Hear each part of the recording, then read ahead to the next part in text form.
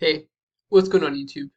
So if you are in Excel and you type a formula that leads to either A, an error, or B, for some reason Excel just doesn't think the formula is consistent with whatever else you have in your workbook, then you will see this little green square at the corner right here, this little green triangle at the top left corner.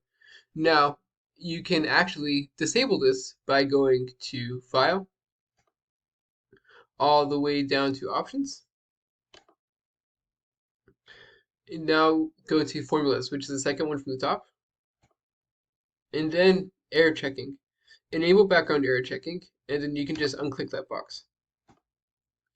And now, after you disabled in background error checking, then the little green box goes away.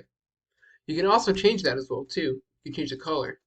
So you can go to File, Options, Formulas. We're going to re-enable it, and we're just going to change the blue, and then click OK.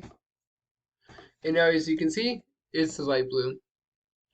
And this can be useful if you just have a specific style you want to keep for your Excel sheets or something that's maybe more focused on like your work colors. Um, but yeah, I hope you found this quick tutorial to be helpful. And if you did, please like, subscribe, and comment. And let me know if you have any questions, comments, or concerns. Thank you so much for watching. Have a great day.